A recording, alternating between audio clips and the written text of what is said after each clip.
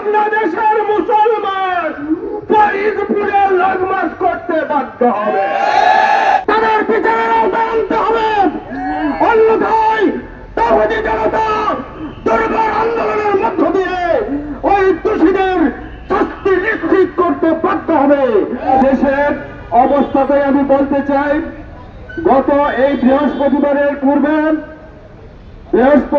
পূর্বে ঈদের দিন বৃহস্পতিবার বিকেলে পঞ্চপল্লীতে হিন্দুরা তাদের একটি মন্দিরে অগ্নিসংযোগের নাটক সাজিয়ে নিরীহ 2 যুবক সহোদর ভাইকে তারা পিটিয়ে হত্যা করেছে।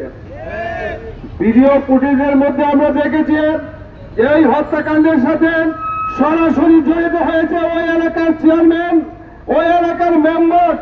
কিন্তু আমরা গতকাল ফরিদপুর গিয়েছিলাম, প্রশাসন আমাদেরকে জানালো যে আমরা 12 জনকে গ্রেপ্তার করেছি, কিন্তু সেই 12 জনের মধ্যে সেই মেম্বার এবং চেয়ারম্যানকে গ্রেপ্তার করা হয় নাই। আমরা জানি তারা দলীয় ছত্র ছায়ায় আছেন। আমরা মুসলমানদের পক্ষ থেকে বলতে চাই, যদি ফরিদপুরের মধুখালীর পঞ্চপল্লীর এই 2 সহোদরের হত্যার সঠিক তদন্ত এবং বিচার না হয়, আমরা প্রশাসনকে বলে এসেছি যে অনতি বিলম্বে ওই সমস্ত দোষীদেরকে গ্রেপ্তার করা হোক।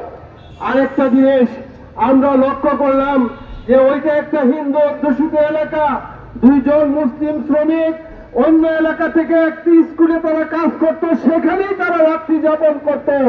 তাদের পক্ষে মন্দিরে আগুন দেওয়া আদৌ সম্ভব ছিল না।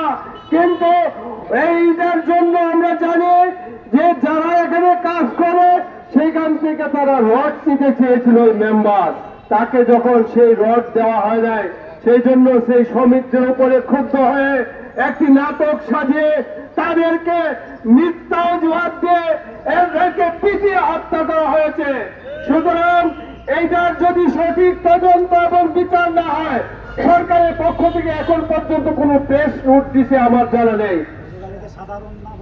সুতরাং গতকালকে আগের দিন আপনারা জানেন ওই ঘটনার প্রতিবাদে সাধারণ নাগরিকদের ব্যানারে একটি বিক্ষোভ হয়েছিল। সেই বিক্ষোভে সরকারের বাহিনী তাদের উপরে নির্বিচারে গুলি চালিয়েছে এবং 50 জনকে আহত করেছে, অ্যারেস্ট করেছে অনেককে। এই জন্য আমরা বলতে চাই, একজন দেশের নাগরিক তাদের না গেছে, এটার প্রতিবাদ করা এটা আমাদের সাংবিধানিক অধিকার। প্রশাসন সেই সাংবিধানিক অধিকার প্রয়োগ করতে দেয় নাই। ভাইয়েরা আমার, আমরা বলতে চাই যে অনতি বিলম্বে যাদেরকে সেদিন গ্রেপ্তার